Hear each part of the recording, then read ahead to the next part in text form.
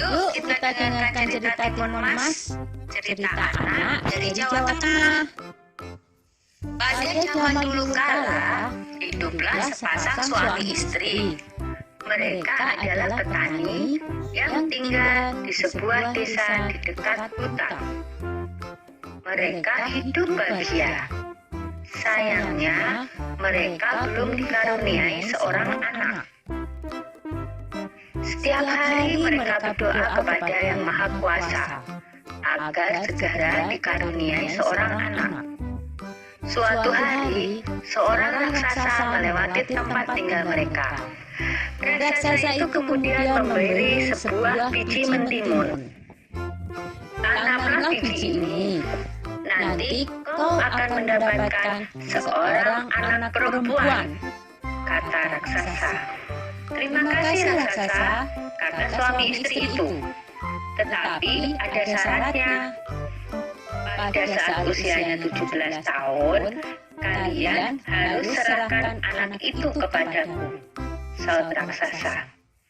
Tanpa pikir panjang, mereka segera menerima biji itu dan menyetujuinya.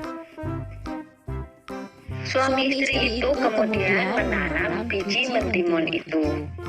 Setiap hari mereka merawatnya dengan baik. Beberapa bulan kemudian, tumbuhlah sebuah mentimun yang berwarna keemasan. Buah mentimun itu semakin lama semakin besar dan berat. Ketika masak, mereka memetiknya. Dengan hati-hati, buah itu pun mereka potong. Betapa terkejutnya mereka, karena di dalam mentimun itu ada seorang anak bayi perempuan yang cantik dan lucu. Tahun demi tahun berlalu, Timun Mas tumbuh menjadi gadis yang cantik jelita. Kedua orang tuanya sangat bangga padanya. Tapi mereka juga takut, karena pada usia 17, mereka harus menyerahkan Timun Emas kepada raksasa, sesuai dengan perjanjian mereka. Ketika Timun Emas berumur 17 tahun, si raksasa datang. Pak Tani berkata, "Tunggulah sebentar, Timun Emas sedang bermain. Istriku akan memanggilnya."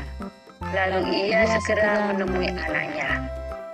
"Anakku, ambillah ini," kata Pak Tani sambil menyerahkan sebuah kantong kain. "Ini akan menolongmu melawan si raksasa. Sekarang, larilah secepat mungkin." Timun Mas pun segera melarikan diri. Raksasa segera berlari mengejar Timun Mas.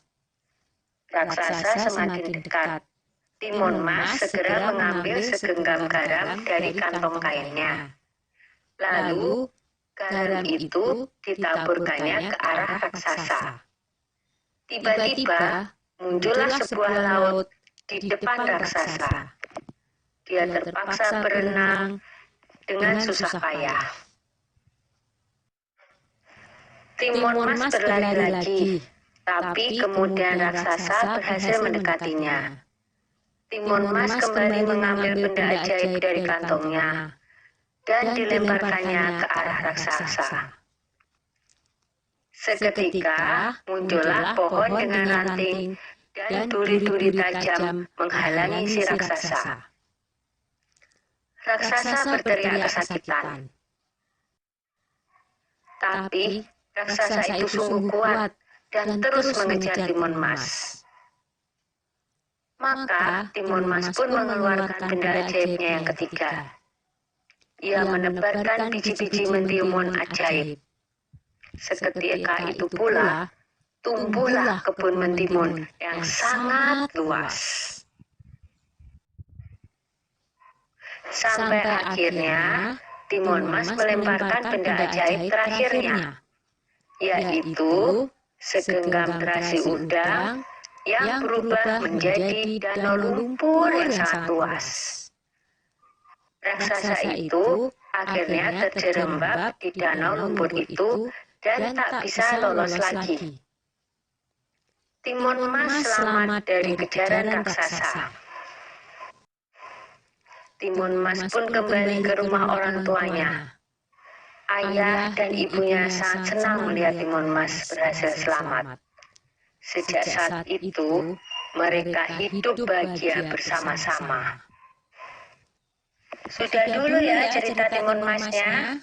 Jumpa lagi.